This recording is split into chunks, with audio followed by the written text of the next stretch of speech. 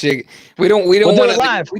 we do it live. Yeah, no, we do it all the time. We start talking, have some fucking fun before, and then like the good shit goes. So, welcome, ladies and gentlemen. We are the Keyboard Warriors, presented by RipTheWarriors.com. My name's Eddie Law. That's for the Kirby. It's just Ruakava. Plenty to talk about today. First time in 3 weeks, something like that. Fucking, I mean, dude, we got Fight Island going down. Fine, or Fight Island. It's more like the Tachi Palace or whatever they call it. Well, Hold up. We got it. George, how you doing, sir? What's up? Not much. We already went live. We're talking about. Actually, we just started right now, so you're in time, but you're on time. But we'll get your take first on this Fight Island stuff. Like, can you believe this is actually happening? The Fight Island, so that's going to be the international shows, and I don't think they've divulged info other than, I guess, what they're doing at Tachi Palace will apply to the Fight Island. Do I believe it? Yeah, I guess I do.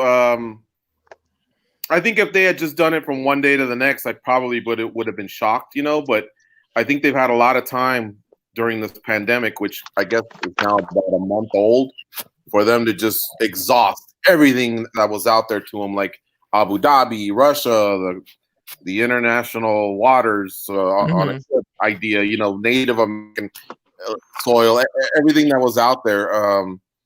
So yeah, I believe it. I believe it. And Donald, not Donald. Dana has a lot of connections. Hold on a second. Was their Freudian slip or? I mean, at some point his name will come up. I'm sure that he's probably consulted him, But yeah, I mean, he's got a lot of connections, so it's totally believable. Fred wasn't believing it. He wasn't believing it. And now he's like, right? You know what, man? I don't know. I fucking guess. I tell you what, I half-ass still don't believe none of this shit, to be fair. Fight Island? An island where? Like, and who governs such an island? Did they just get Jeffrey Epstein's old joint and they're just gonna fucking like build? Like, I have no idea what's happening.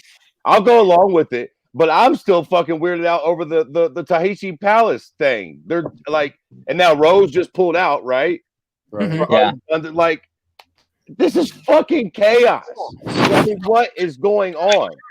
Of course, Dana White says they're going to have the best testing in the world. He literally fucking sounds like Donald Trump up there. It's going to be the best testing ever. It's going to be the greatest testing. It's going to be chaos. No one's ever tested like us. Yeah, exactly what you're saying, man. It's going. Look, man. I'm craving some fights just like all of y'all. Tony Ferguson, Justin Gaethje gets my fucking snake hard. But I mean this with all joking aside, I hope nothing goes wrong. Because it's like being a drug dealer, Jack. They have a tiny margin. Everything has to go perfect for this little ordeal to keep on going. If they fuck up in one minute way, if one camera guy catches a wrong sneeze, y'all can cancel that whole fucking island and everything. It's risky at best. Right. I would go ahead. Yeah, I would agree. I would agree. They are lucky in that Brasilia hasn't resulted in anything, at least that I've heard of. I think the only one that was close was Randa Marcos had said something about her and a fever or something, but she got back home, and I don't know if there was any follow-up. I think it was on the Luke Thomas show. I went back to her Twitter a few days later, and she didn't seem to report anything. So let's say Brasilia, you chalk it up to, okay, everyone's good. But like Fred was saying, it only takes one. And I believe the UFC in that they're going to overcompensate, or maybe, no, that's not the right word. They're going to go out of their way to really, really be safe, So they're saying they're having a couple doctors there, and then they are going to have, just a room where the doctors can tend to. I think they're going to have actual facilities. So I think they're going to do everything possible to still pull this off and keep everybody's health intact. But, it just seems like if we only wait another 3 weeks or a month, I think we would have so much more awareness, and I think we'd all be in a better place, that if Dana would then make the announcement that now they're going forward, I think he would get a lot less grief, and I think the fans and the media would rally behind him a little bit more. It's like we're right in the middle of the hurricane, and we're all in the basement hunkering down, and we think the worst has gone by. We think we're there. You know, luckily the roof hasn't blown off, but let's let it go by a little bit. You know, let's let it go by, and then like step outside and see what the damage is, and then make some decisions. But he wants to get after it. He really, you know, he's really married to this date, April 18th. It's got to be done. So once he sets his mind, you know, there's really no stopping him. That's the stubborn side where that actually mirrors Trump. You know, where Trump gets up there and says hydroxychloroquine or whatever, and then Fauci and the other lady whisper in his ear, "What are you talking about? You know, like settle down." But Dana, you know, he just doesn't want to listen to anybody. So he's yeah, no, I don't know. The whole thing's rough with it. But a lot of people kind of do irresponsible. Like they're using that word. It's irresponsible. You're getting fighters in, you know, in bad spots, and then on top of that, people are, you know, defending it, saying if fighters want to fight, fighters got to fight, fighters want to fight, they want to get paid. It's a whole kind of a mess. But like, is it a little irresponsible to be putting on an event right now, even with like the limited number of people that are going to be in the building? Me, I guess I'll go. I think in this time, yes. The short answer is yes. I kind of feel because I feel like right now we're, you know, if you think about it, I was just telling Goes right now that New York is kind of like the epicenter in the United States, and it seems like they've reached this apex, and now they're leveling off. Now that said, I think we had 1,700 deaths today, which is terrible. But as far as the other statistics, like new cases and patients on ventilators and incubations or whatever it's called, all those numbers seem to be leveling off or at least trending downward. And New York gave California a heads up. New York gave Nevada a heads up. A few of the other states may not get, you know, may not be that lucky, especially the ones with big cities like Detroit, Michigan, Chicago, Illinois, New Orleans, Louisiana, especially, you know, cities that have recently either had reasons to get together. Like for New Orleans, it appears that Mardi Gras is actually what's going to sting them. For the state of Florida, not any specific city, it seems like that little spring break is going to sting them. And then in Detroit and Chicago are just big cities, you know. But like I say, just if he had waited a little bit more, I think it wouldn't be classified as irresponsible, because I think there would be so much more data. You know what I mean? And look what they're saying. They're even saying that in New York, there's the hospitals, they're able to breathe. Some of the staff is able to, like, instead of an 18-hour shift, have an 8-hour shift and go home and recharge the batteries. It's like I say, all that's starting to clear up a little bit, you know, like have some consideration for the rest of the world, you know. And I don't know.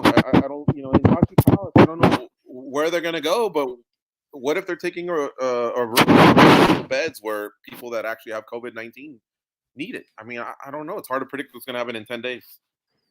Yeah, Fred, what do you think? Fred, there you go. Fred? Yeah. Sorry, we got fucking major lag. Apparently, everybody on Earth is online right now, so that's all good. That's a thing. Yeah, no, look, I think fucking Double G just nailed it. I think this thing is changing drastically day by day. And 2 weeks from now, we could be in a completely different scenario where it's not that big of a deal. Him doing it right fucking now, just forcing it, bringing out the island and this whole thing, I mean, it feels irresponsible as fuck. Don't get me wrong. I'm going to watch the fights. And again, I'm excited that we're going to get some fights. But again, if one fucking cameraman catches this shit, I don't know. This is going to be extremely interesting. I guess hindsight's going to be 2020 with this one. If it goes down and they do all the right testing and nobody comes out on the other end, they make their millions. We get our entertainment. The fighters get paid. Everybody's happy as a lark. But if one fucking person catches this shit and it starts spreading around the UFC facilities, God forbid DW gets it himself, it's going to be a fucking shit show. It'll definitely be a mess. I mean, it's already kind of a mess, right? For example, Rose pulled out today, right? And I don't know if has anyone heard why? at all? Any rumors? No reason was disclosed as of what I read about half an hour ago. Okay, I mean, there's no reason. What's up? Is it hard to believe that she just came to her senses and figured that whatever money they might be trying to pay her is probably not worth the risk of getting this disease? You know, because it comes out to that equation, right? Is the money that the UFC is willing to pay you worth possibly getting sick? Yeah, Fred, go ahead. Well, right. Okay. So, like, hold on now. The island is just silliness. We can go with jokes about. Let's just slow down and talk about fucking the event that's supposed to happen. Is it, what is it? Tachi Palace? Tachi Palace. Okay, there we go. I'm always fucking words up. So, okay. Logistically, how is this supposed to happen? I mean, fighters still got to come in from all over the country. They're going to have to fly in from them airports. And then what? Dana White said they're going to fly them to a specific location and then they're going to bus them in from there. Well, I know Fred George has been there before. I think he called fights there before at Tachi Palace, right, George? I have. It's pretty remote area, and what they're saying is that a lot of the athletes are going to pretty much either have the services of a private plane, or some are going to just drive there. But they're really trying their best to just take them individually, which is what we heard happened in Brasilia.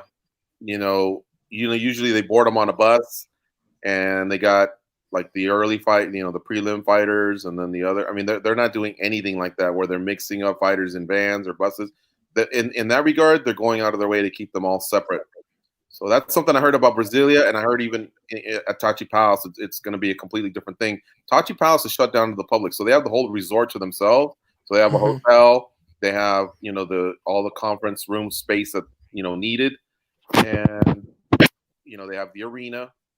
So they're okay in that regard. I mean, just from having been there 5-7 years ago, and from what I've been reading, but. Let's wait till that wave of fighters comes back and tells us how it was. Right. Like I say, I think most of us are being pretty careful, but all it takes is a sneeze. All it takes is an asymptomatic carrier who doesn't even know, that they have it, that can touch a handrail. The same handrail that you're using to maybe go up a pair of stairs because you have your bag with you're toting all your stuff with you, so you're just casually grabbing a handrail. I mean, they can't think of everything where they're disinfecting elevator buttons and handrails. Right. Door, there's a few things that you're going to remember, but there's a few things where you can possibly slip up, and that's the scary thing. We don't want anybody to contract this at all. Now here's what I don't know if this is the approach that the UFC might take, but let's say that they bring all the fighters in, and then after the fights, they have their medical staff that they bring in, take care of everybody, and then quarantine everybody there at the hotel for the, 7 to 14 days, 10 days or whatever, and then they send everybody home. Now, do you not think that if they're able to do something like that, have all the medical staff, have everybody quarantined, do everything, and then, get everybody home safe, and it all goes off perfectly as they think it's going to go, do you not think that a lot of other organizations are going to look to the UFC and go, well, I mean, the way they did it was very, very safe, very, very effective, and now they're making money, and we're going to see more companies try to do the same? No, I don't think so. I mean, listen, the NBA already got their ass spanked with it. Like, the NBA ain't going to do nothing. I think the NFL and Major League Baseball are pretty much going to follow their lead.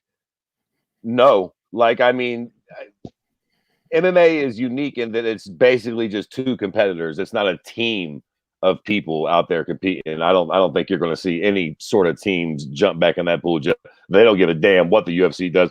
I wonder really what that number is going to be. There's this idea that because the UFC is going to be the only thing on TV, it's like the idea that if they made all drugs legal tomorrow, we'd all just go out and start smoking crack. I don't think that just because the UFC is the only thing on, soccer moms are going to be watching Tony Justin.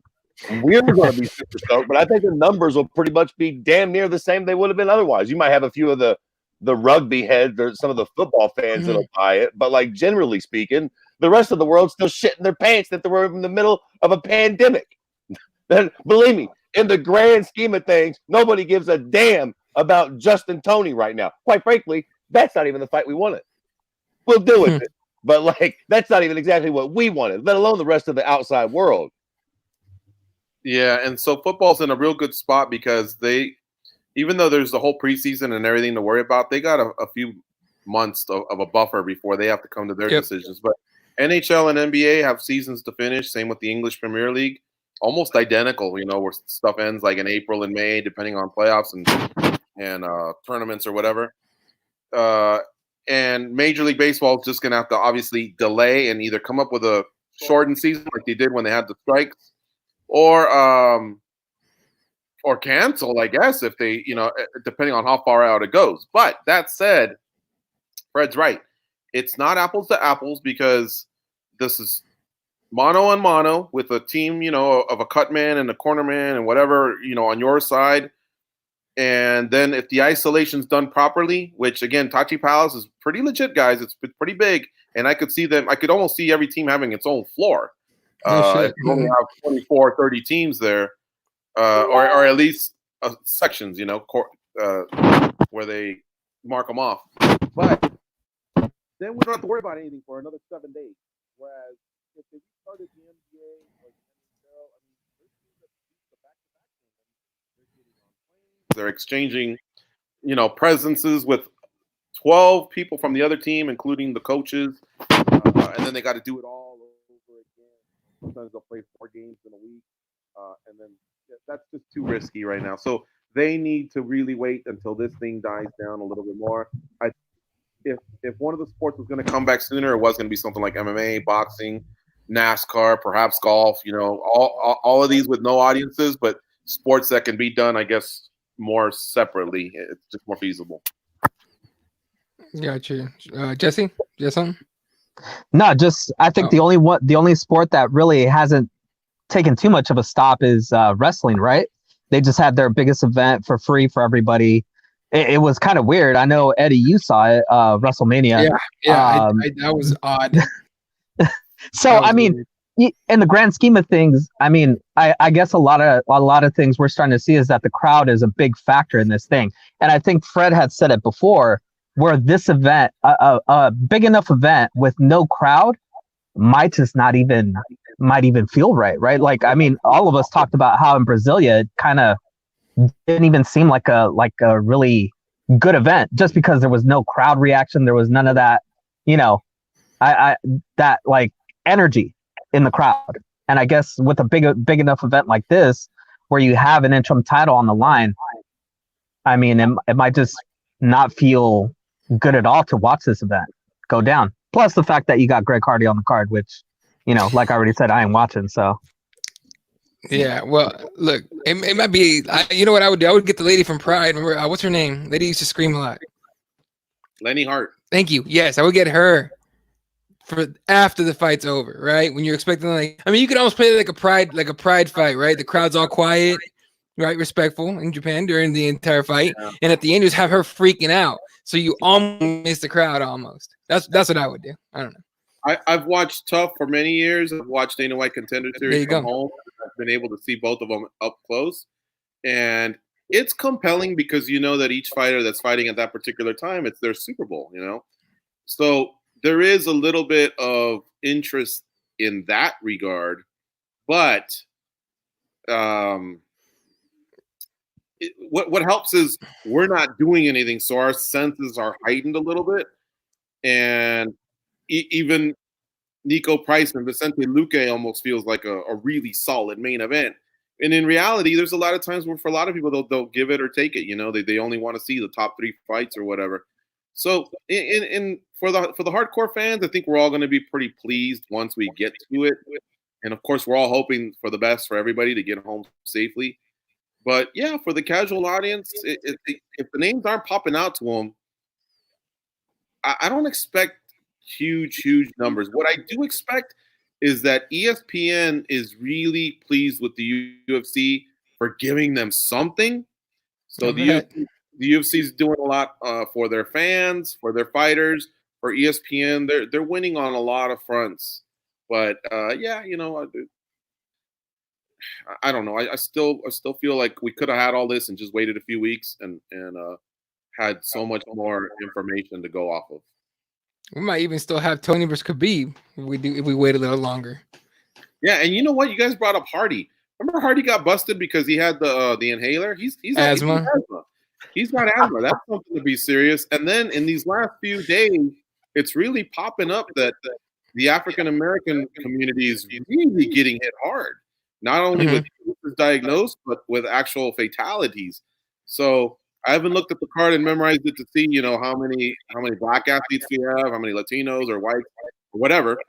But still, I think there's going to be a lot of people like Rose, who, again, I don't know why she backed out, but every day there's more to learn. Every day there's more that you learn, that you hear, and some people may just pull out because of that uncertainty.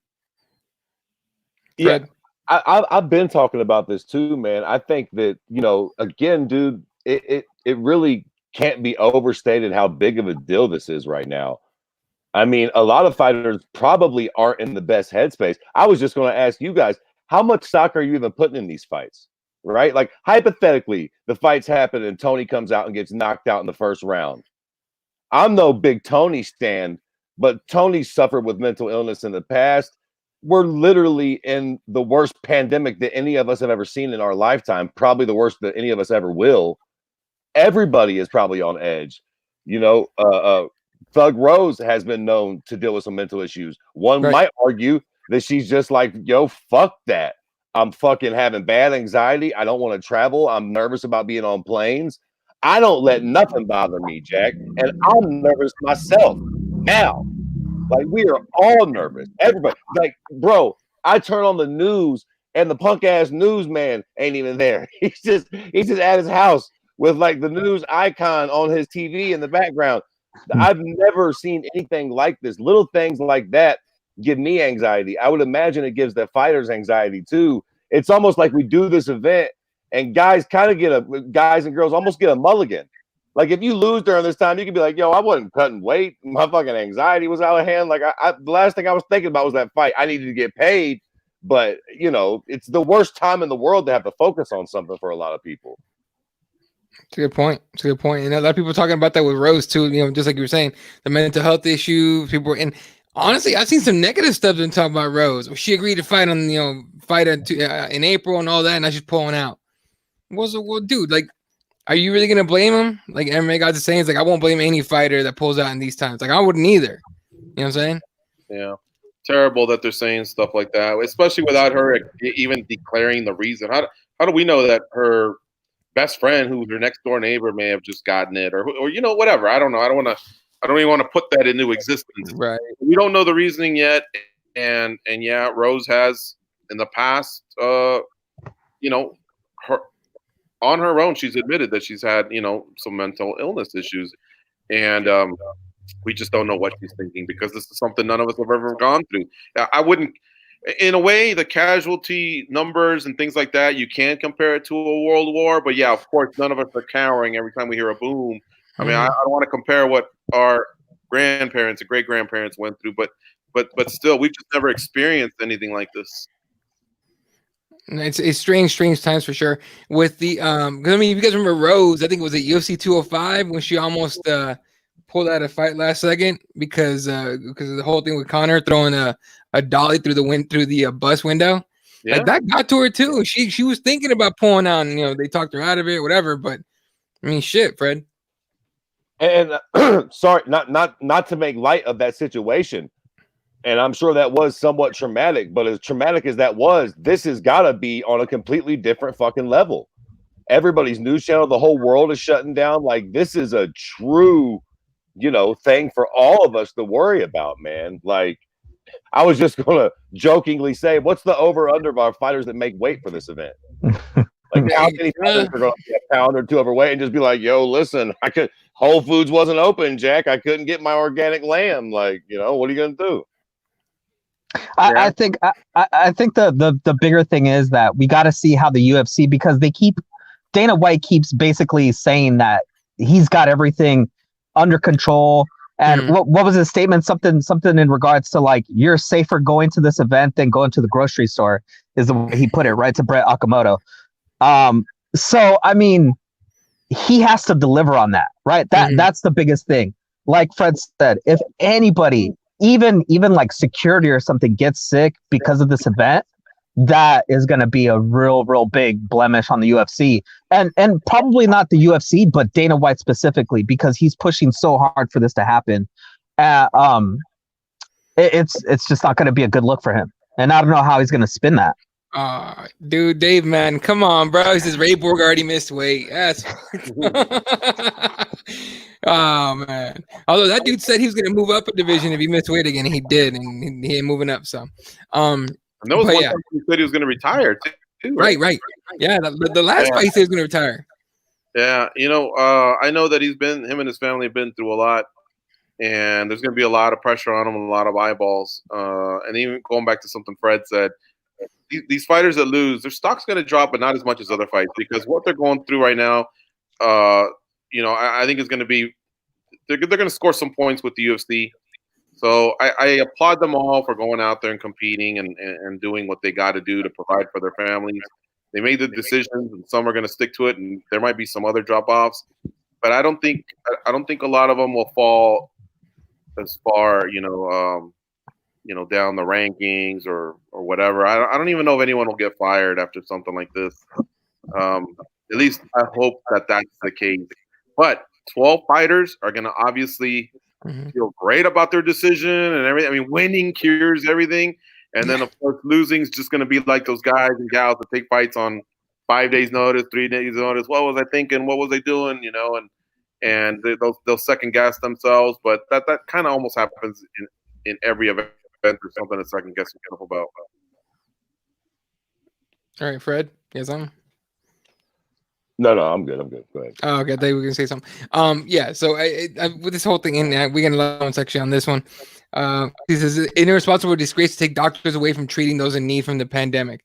Fair enough. And there was a lot of talk about, okay, we're gonna test everybody. We're gonna make sure everyone's good and clean and don't have this stuff. When the general population is having a really hard time getting tested right now.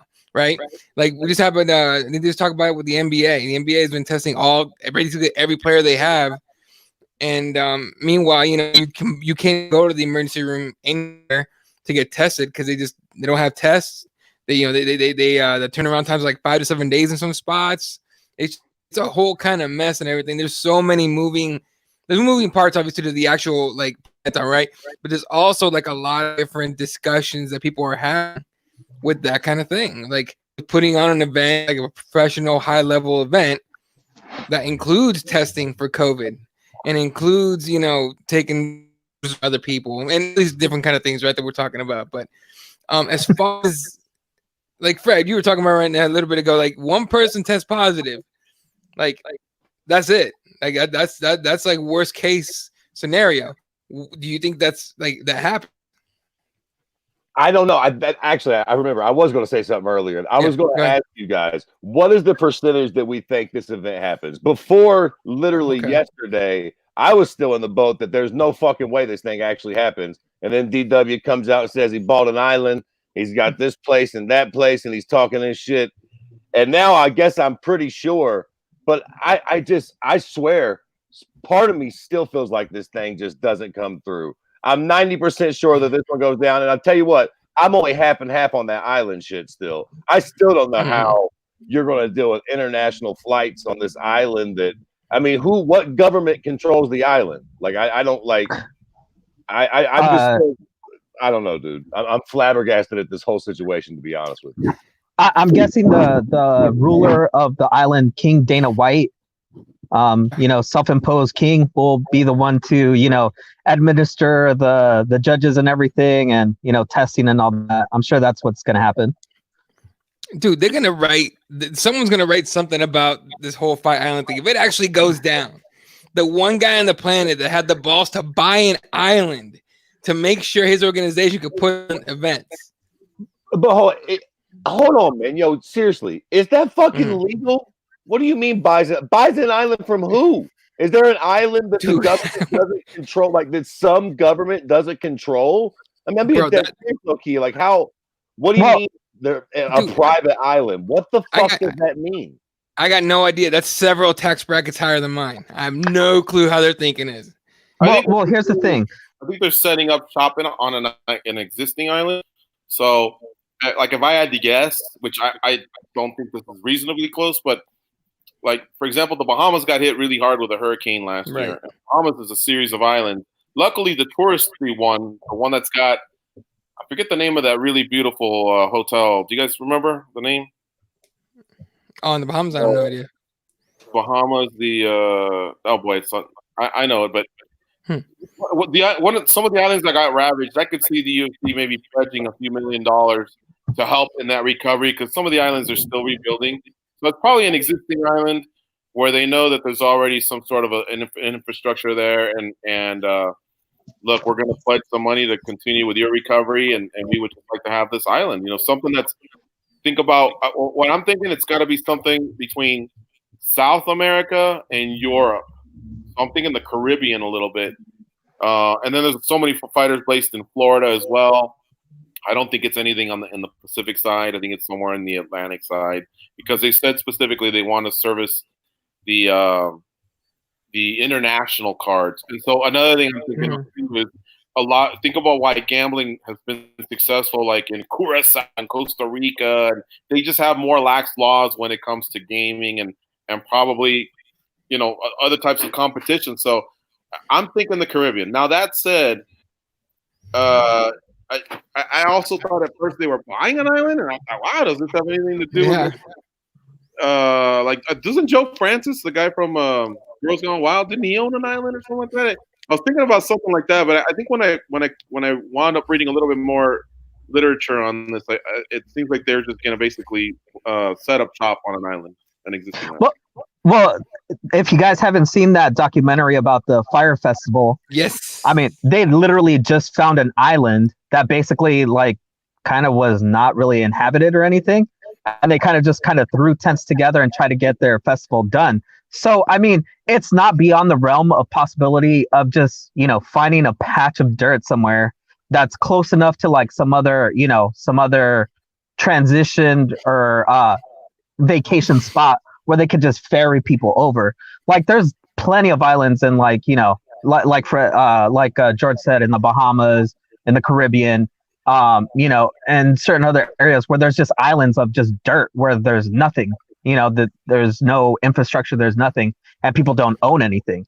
And it also comes to mind Richard Branson. If you've ever seen his island, he has an island where he has like a hotel and he has like lots of really, really famous people go and stay for extended time. So, I mean, there's plenty of islands out there that we don't know about. Like Eddie said, out of our tax bracket. Dude from Firefest went to prison, though. All of these islands are controlled by government somewhere. Vegas is shut down. New York City.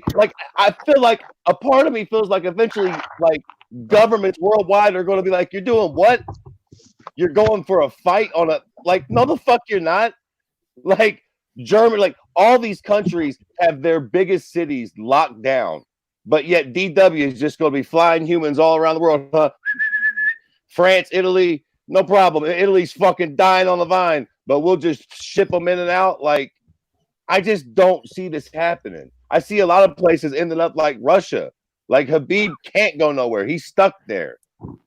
Aren't a lot of other countries like that where they're not allowing international flights? Aren't we not allowing international flights? How the fuck is that? Okay, he found an island. They got a bunch of money. So the fuck what? That island isn't just free game to the planet.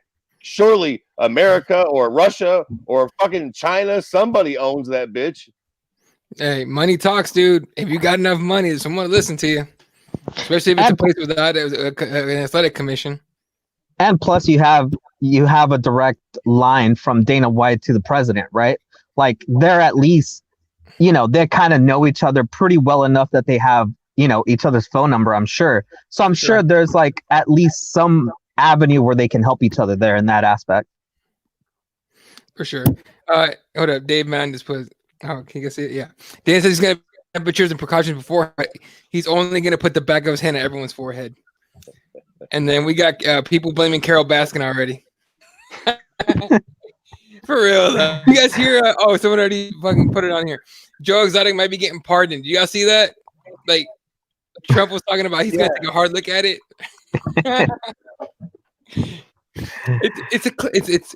I mean, this is reality for us, but it seems so fake, so weird. We're living in a fucking movie right now, man. Yeah. No, it's seriously in a movie. This is nothing crazy. Now I wonder, you talking about Vegas being closed, and it is like there's webcams you can see, like there's webcams all over Vegas, but some that you can actually access from like anywhere. And it's like Fremont Street, and there's like a karaoke one and all that. And you go to those now, just the Fremont Street one. Like there's no traffic. I mean, just the local people, right? That they have to go through to go home and all that. But there's nobody there. I don't see the big deal of putting on an event there now. You know what I'm saying?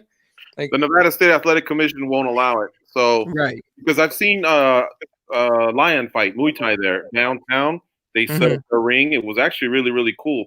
If I'm not mistaken, I think Chris Cyborg was on that card, but it was really I liked it, and it just boils down to the Nevada State Athletic Commission. And one thing I was going to say earlier, I just remembered before we get to the island, because again, that's for international shows. So I guess the first time that'll apply is the one that's supposed to take place in May with Cejudo and Aldo. So we got a few weeks before that. I think one problem they might run into, and I'm not trying to jinx them, is they're on tribal land, which governs themselves.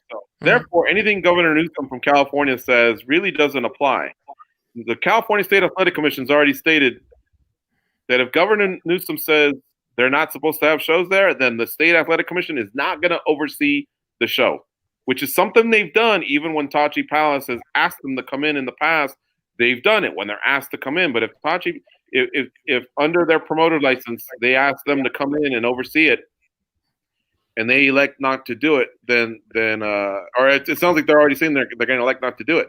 So that means the UFC is going to have to bring in their own commission officials and referees, just like they do with the European shows, like Bellator when they go to the UK. Mm-hmm. However, I'm hearing that ABC might sanction commission officials or referees or judges if they partake in this. So that's something I'm interested in seeing. If you go to like a Herb Dean or Jason Herzog and say, here's a small fine if you go and do it, they may pay the fine but get compensated on the other end. But if they're told, hey, this is really, really going to be a harsh penalty, like a suspension of 6 months or a year because you're doing this, then they may back out. So that's something that I think we're going to have to monitor and see, because there's no blessing from the California State Athletic Commission here. That's why they're going to tribal land. That's a trip. And if they have to go to like, different kind of refs and stuff like that, if those guys aren't willing, like guys like Herb Dean aren't willing or Mark Goddard aren't willing to do it, they're going to go some like lower quality, with all due respect, lower quality refs and all that. We could have some crazy stuff at that event, man. For real. We barely can handle it now with the fucking judges and refs we got now. It's chaos every weekend. We definitely don't need whoever they're hustling up on the fucking Indian reservation. So you're saying the return of Mario Yamasaki is imminent? Perhaps. And Steve Mazzagatti, too. Every fucking body's coming out of retirement now. But both of those guys are like Toby to Michael Scott from The Office, and Dana White being Michael Scott. He can't stand either one of those two dudes. Yo, better question. Will Joe Rogan actually commentate this event? He said no. So. You believe so? Okay. Yeah, because when he was on his podcast, which was about a week ago, I think he was under the impression that it was going to be out of the country. And as you all know, he's really slowed down on the travel when it comes to the pay-per-view shows. So I think he was probably thinking on that end. I don't want to speak on his behalf because, like I said, all I'm going is off what I heard on the podcast. And then Dana White seemed to be pretty adamant that Joe Rogan will be there. But guys, if you think about it, Joe Rogan lives about an hour north of LA. From where he's at to Tachi Palace is probably 2 hours. He could probably get in his own car, go down there, announce the fight, and be home that night. You know what I mean? He's not hopping on a plane. He's just driving himself, or maybe he gets a driver, and that's that. And the same thing with Daniel Cormier, who we talked to the other day. He's in San Jose, and from San Jose to Fresno, or just outside of Fresno, probably about the same. So I could see both of them, or even Dominic Cruz, who's in San Diego, driving, not having to worry about a plane, going in there, doing their job, and getting the hell out of Dodge. So now, after what Dana White said, and the fact that it's an area close to Joe Rogan, I see it as a strong possibility. Yeah, I mean, look, Joe Rogan's got enough. What he calls it FU money, right? Like he's got that kind of money. If Dana White, well, you're gonna do this. People are saying like, remember he had a mask. Well, he sort of doesn't. You know what I mean? With that kind of thing, like that dude could just walk away. But let's see. We had Dave's talking about. So on today's podcast, Lex Friedman, who the one that Joe released today, seemed like he was debating it on today's podcast. His guest, it sounded like he shouldn't be too worried about it. But here's a good question, Fred. He commentates as Joe has a lot of credibility with you.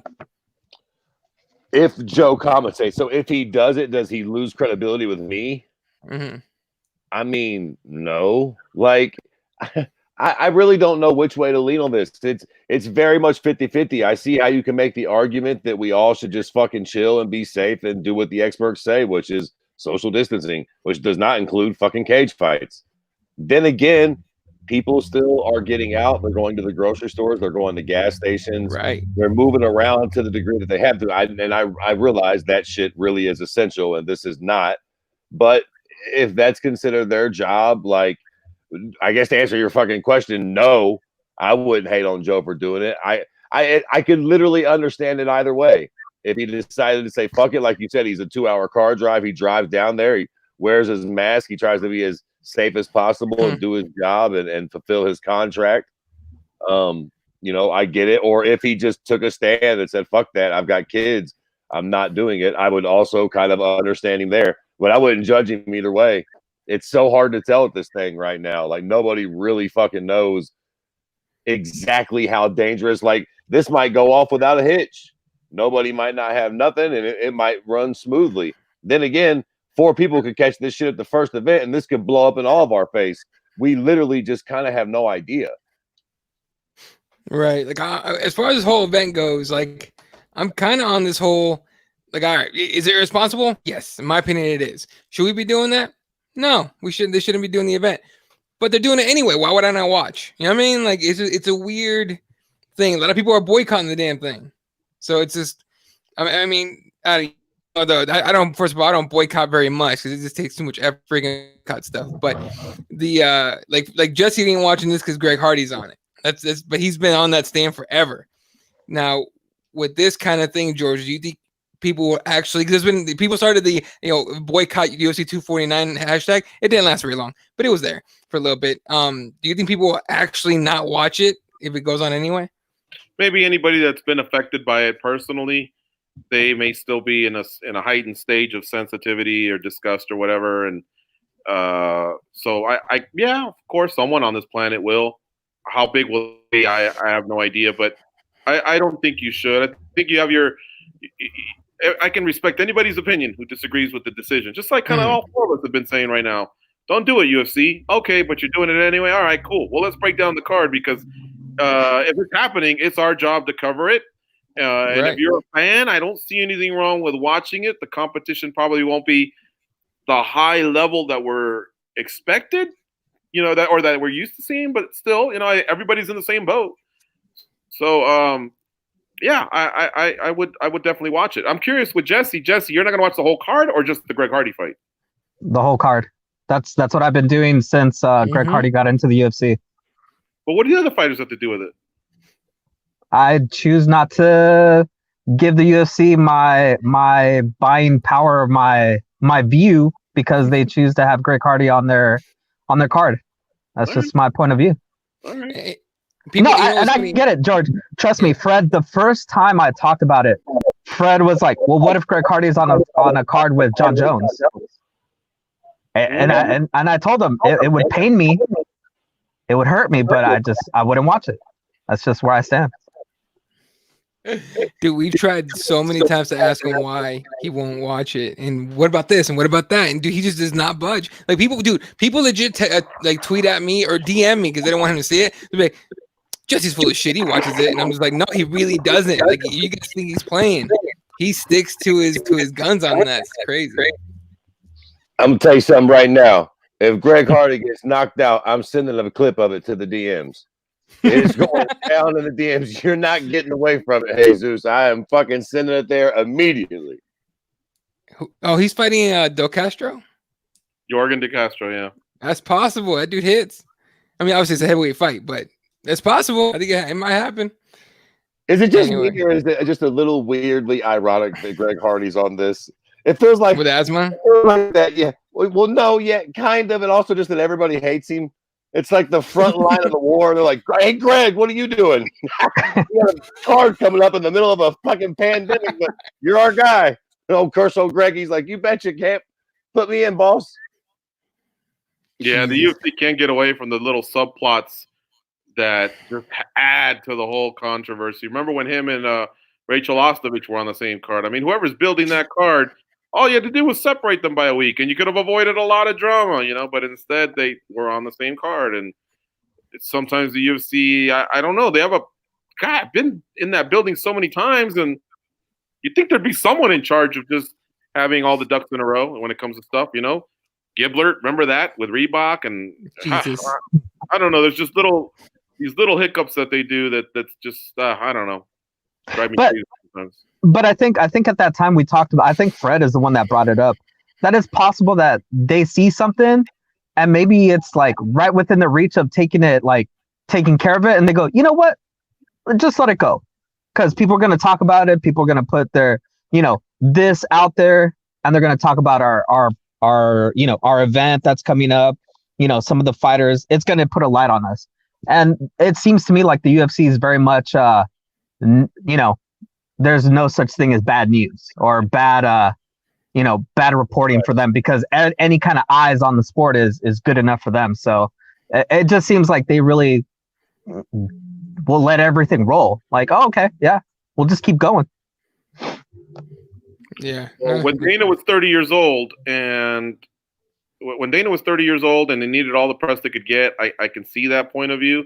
But come on, man, they're a $4.025 billion company that often compares itself to the NFL, the NBA, MLB, and they are on ESPN. I mean, act like it. You know what I mean? And I don't know. I don't.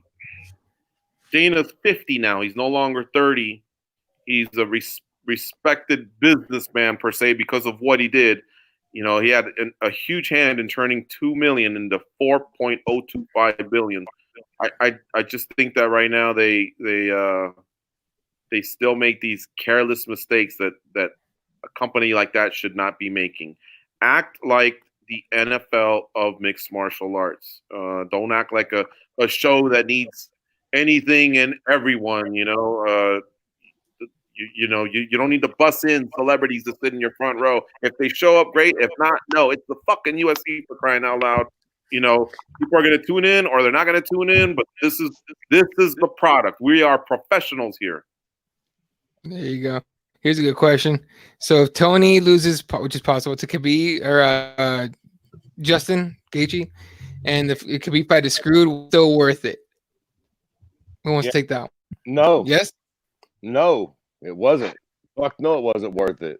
Like, because then we get fucked out of the Tony Khabib fight, and that's the fight we really wanted. And yeah, we'll get Justin Khabib, and that'll be a good fight. But like, we waited fucking 132 years for that Tony Khabib fight. Now this happens, and then again, Tony gets beat under the extremely strange circumstances.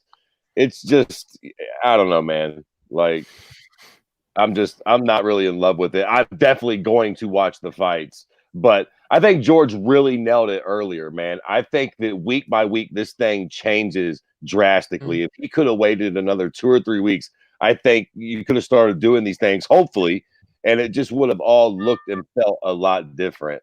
Like now, listen, Dana's a gambler.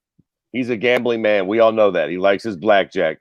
I think this is the ultimate gamble. If it works, he looks like the hotshot cowboy he is, making money and getting America right back on the map. Just bang, bang, bang. We didn't skip a beat. You imagine this feather in his cap after all this is said and done. If he gets this and nothing goes wrong, he'll be like, everybody coward but us, baby. Bah, bah, bah, bah, bah. But boy, God forbid it does go wrong. and 2, 3, 5 people end up with this virus, and God forbid somebody ends up terribly sick, like this is the ultimate fucking gamble for him. And in the long run, it might just have not been worth it. It might have been better to just wait, but we'll see. Yeah, no, I'm with you on that. I think it'll be better to just wait, but what are you gonna do, George? What do you think about that? Let's say Tony loses. Like if Tony loses, it'll be a damn shame because we wanted to see Tony hang an L on Khabib, or Khabib show Tony why he's undefeated. And even though 15-1 is respectable, you're not Khabib, you're not the champ. I wanted to see that showdown. It's been such an amazing buildup. So yeah, that will be disappointed. And even though of course they could meet somewhere down the road, it's not the same because right now Tony hasn't lost in 10 years, if I'm not mistaken. So even though he's got the 3 losses, his third loss was 10 years ago. He's on an amazing streak. And plus, despite, the other 4 times that it's fallen off or whatever, it's just something we've all wanted to see. And the fact that it's not happening is a damn shame. And yet again, not to beat the dead horse, I think they probably could have done it. I think somewhere in August we could have just had it. And we waited this long. I would have waited till August. Right, you waited a month or 2. You couldn't wait another one, like just one more. Just give it some time.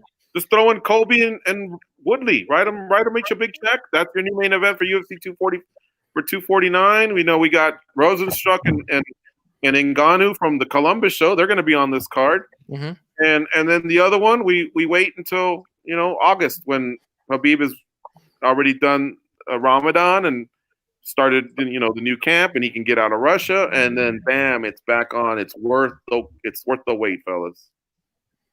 To be fair, the card is pretty fucking amazing. The card is fire. Hold up. I like it. I like the card. Yeah, I mean, and I know we just lost Rose and Andrade. I mean, we lost at least Rose. They're still trying to figure out, what they can do. Hill, right? That's her thing lately. That's her jam lately. I bet she got a phone call. They're probably, hey, what are you doing? San Diego, and she just seems to have no problem with the weight, and she kind of just there's just this little switch. It doesn't matter whether it's the 8-day switch, the 3-day switch, the 2-week switch, or the full camp switch. She can do it. She can manage it. And now with her, I think she's won her last few couple in a row. It's not what we wanted, but if they wanted to, plug someone in there, now is it the co-main event? Nope, it's not the co-main event. That definitely, we took a hit there. But if they really wanted to give Andrade her paycheck and just keep, 12 fights going, then that's the first call I'd make. Right, exactly. I mean, and like you said, she's in California, and she's down for anything really. So this is the card right here. Obviously minus Andrade Namajunas. Span and Alvey on there. Eubanks against Moraes. Michael Johnson against Worthy. Brandon Berry against Borg. Hernandez was Morales. Jacare against Uriah Hall. And Ngannou was Rosenstruck, which we were talking about a second ago. Jeremy Stevens versus Calvin Kattar to me it's dark horse fight of the night. Oh, hold up. My audios went out. Go ahead, Fred. It's I don't know, man. Under any circumstance, this would be a fucking amazing card. And I suppose it is. I just feel strange getting excited for it. Part of me feels like it still won't happen. It's such a strange thing. I mean, the whole fucking planet is shut down. And now the UFC is going to run this event. I don't know. I mean, the card on paper, I mean, look at that. Look at those names. Fucking Hall Jacare is going to be amazing. You were just saying Jeremy Stevens and Calvin Kattar is going to be amazing. Listen, Jesus, I know you don't fuck with Greg Hardy like that, but he's a lightning rod for controversy. He's going to be on the card. It's a brilliant card. It just feels so strange to be excited for something like this right now. And it feels so rushed. Yeah, and just very sporadic and strange, weird. Yeah. All right. For some reason, StreamYard is starting to bug out a little bit, and it probably has to do a lot with a lot of people are doing these now. And Netflix is jacking up all the bandwidth, so we're gonna have to cut this one a little short here. So George, what kind of projects you got going on right now? Well, we're doing less radio and more video, just like you guys. We're also utilizing StreamYard, and so now the show that Goes and I did for many years, where we actually were interview driven, guest heavy, phone calls, things like that. It's basically now more of a podcast form, more the old days where it was just us breaking down news and cards and recapping cards and things like that. When of course we had the sport. So Chunky Radio is still there Mondays and Thursdays. You can catch it on the website. It drops, at noon Eastern. And what we're doing more of is video. Trying to like spread our wings a little bit more, where we're kind of like the TMZ guys. We do something called Off Guard, where we, when we're up and running around, we're trying to catch fighters off guard at the gyms, at the hotels, or wherever we see them, and do quick catch-ups, quick videos, and a little bit more of like this type of stuff, like roundtable discussions. So we're happy. It's good to evolve a little bit and just do some different stuff. I do miss the daily grind of the radio show because it kept us more in the game, more in the it's like this cat and mouse game that you're playing pretty much all 7 days of the week, where you're talking to managers and fighters, and because you're booking them on a daily basis for the next show or the next show. And with that, you get these little bits of information. And now that we only go 2 times a week and we're not doing that as much, I kind of miss that a little bit. So this video thing's kind of helping out in that regard. Cool. All right. And what's your social media? At MMA Junkie George on Twitter and Instagram. All right, there you go, folks. Make sure you guys go follow ASAP. And again, apologies, man. This whole thing is we're unprecedented times, and everyone's home and everyone's streaming. So this thing's acting a little weird. So I'm gonna have to control it before we run into another problem. But make sure you follow all of us, of course. Fred's at Kirby_MMA, Jesse's at Sport1983, I'm at Ela32, and of course the show's at KeyboardWarriorsMMA.com. Fred, anything last before we go? Nah, I mean, listen, I don't know what to say. Like last week on this program, I said there's no way, and I said I would do unmentionable things if this show ever got made. Then I'll be a son of a bitch if it doesn't seem like it got made. But we'll tune in for the next one. Wait, you're gonna get so many. You can get so many tweets after this thing if it goes down. All right, Jesse. No, just when the event happens, please DM Fred for your please. And the other thing is, I know we were going to talk about something to recommend. If you guys haven't seen something, Hulu right now has Parasite on their service, so you could go watch Parasite. It's one of the best movies for free, so you don't have to rent it.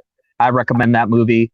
And also, I don't know if Fred would agree with me or not, but I've been listening to that Childish Gambino album more and more, and it's slowly becoming one of my favorites recent albums. So listen to that.